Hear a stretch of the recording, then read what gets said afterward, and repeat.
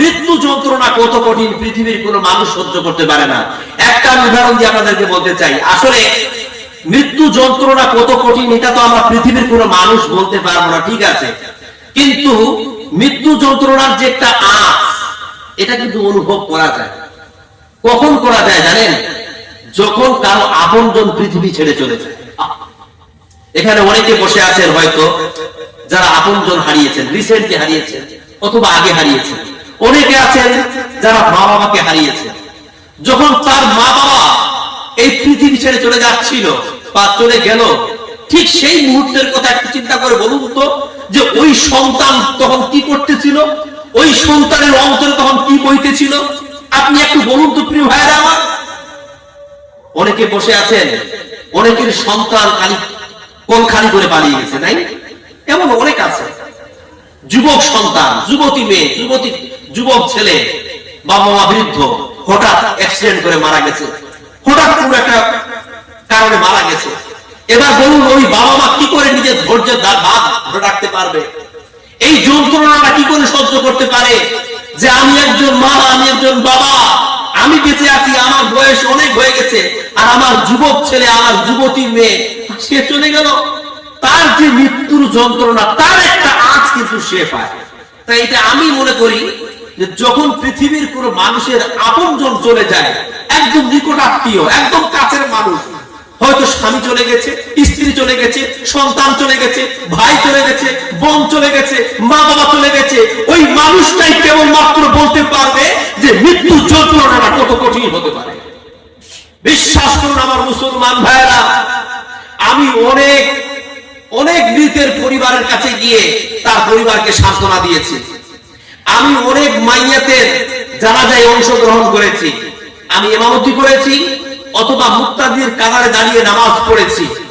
বিশ্বাস করুন, কিন্তু যখন আমি আমার ভাইয়ের জানাজা পড়াই, আমার থেকে মাত্র 2 বছরের বড়, সেই দিন আমি বুঝতে পেরেছিলাম যে এই জানাজাটা আমার কাছে কত বড় কঠিন হয়েছে।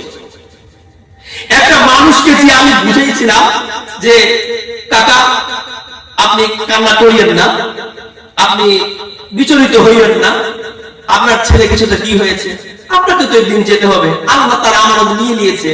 এইভাবে যখন আমি আমার ওই কাকাকে বুঝাচ্ছিলাম, আমি আমার ওই মাইয়াতের পরিবারকে বুঝাচ্ছিলাম, কিন্তু আমি আমার চোখের মধ্যে একটা জল দেখতে পাই নাই।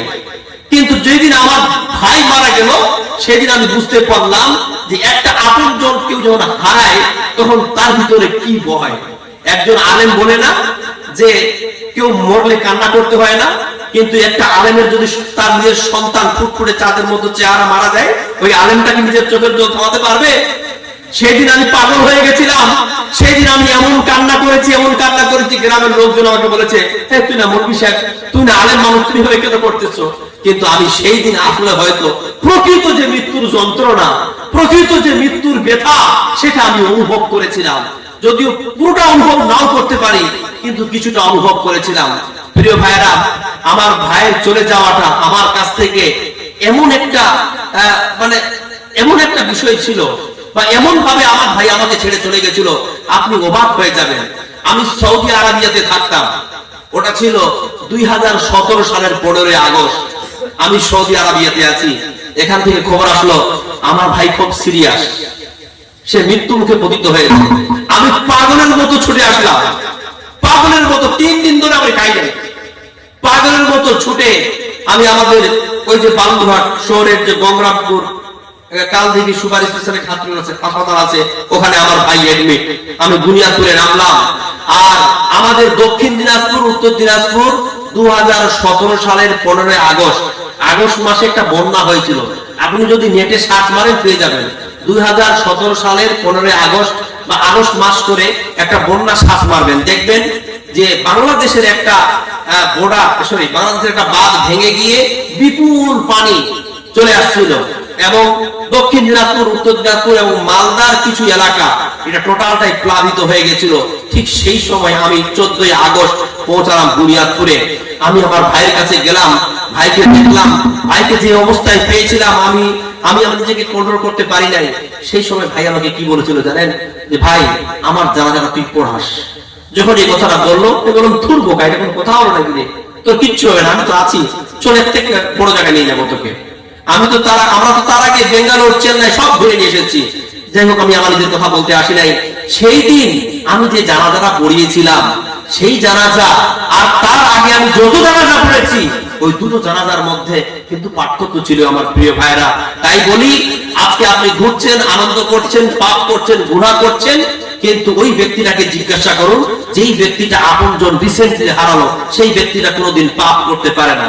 আপনি লক্ষ্য করে দেখবেন যে আপনাদের গ্রামে যেই দিন একটা লোক মারা যাবে, ওই দিন কিন্তু মানুষের মুখে খালি ইস, কবর, হাসর, মরতে হবে, এইগুলো গল্প হবে। মানুষ কিন্তু মোবাইল বাজাবে না, মানুষ গানও শুনবে না, মানুষ করবে না। দেখবেন ওই যে কবরস্থানে যাওয়া, কবরস্থান থেকে আসা, এই সময়টা মনে হচ্ছে সবাই মধ্যে আল্লাহর ফারিস্তা গেল নাকি। কারণ সেই সময় তাদের মৃত্যুর ভয় কাজ করতেছে, মৃত্যুর খৌফ কাজ করতেছে। এই যে মৃত্যুর ভয়, মৃত্যুর ডাক, এটা মারাত্মক একটা বিষয়। কিন্তু একদিন, দুদিন, 3 দিন যেতে না যেতেই আবার দেখবেন সব আবার পাপের সাগরে কি হলো, ডুবে গেল। তাই আমি বলি প্রিয় ভাইরা, the remembrance of death is sufficient for man's guidance. মৃত্যুর স্মরণ মানুষের হেদায়েতের জন্য যথেষ্ট। জোরে বলুন।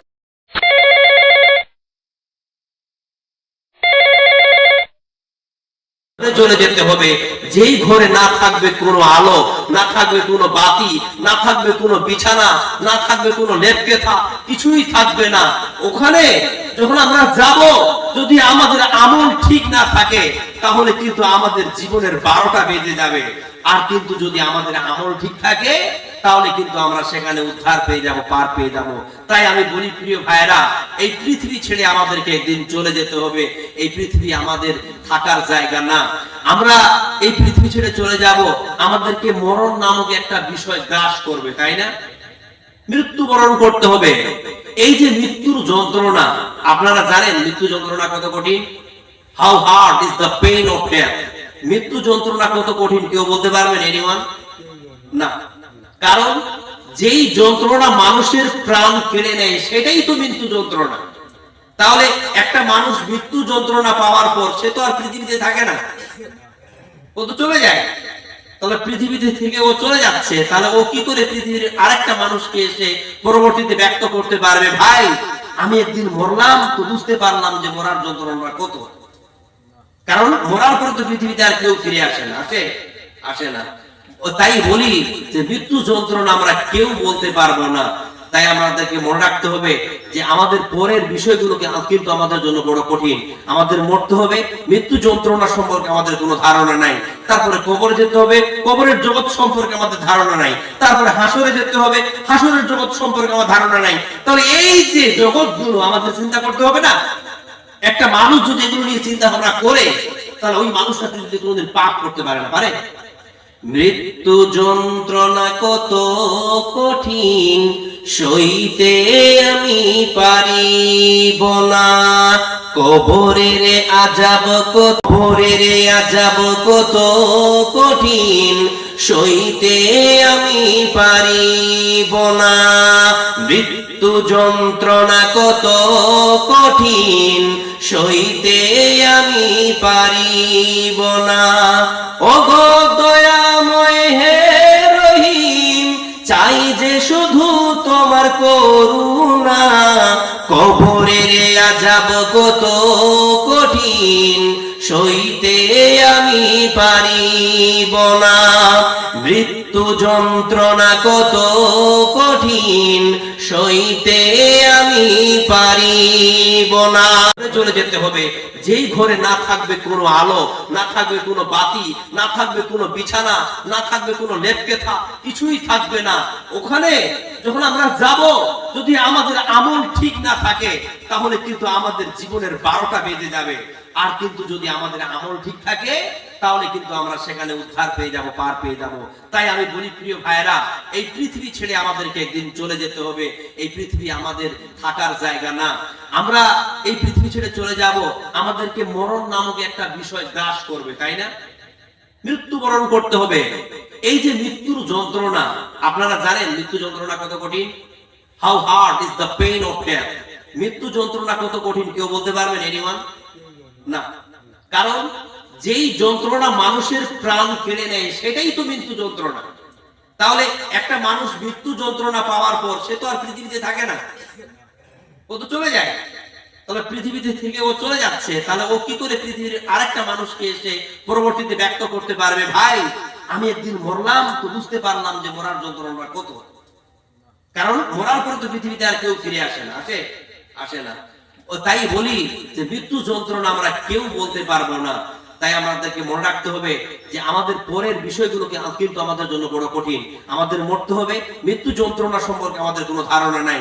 তারপরে কবর যেতে হবে, কবরের জগৎ সম্পর্কে আমাদের ধারণা নাই। তারপরে হাসরে যেতে হবে, হাসরের জগৎ সম্পর্কে আমার ধারণা নাই। তাহলে এই যে জগৎগুলো আমাদের চিন্তা করতে হবে না?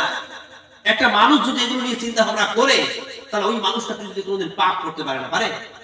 মৃত্যু যন্ত্রণা কত কঠিন সইতে আমি পারিব না, কবরের আযাব কত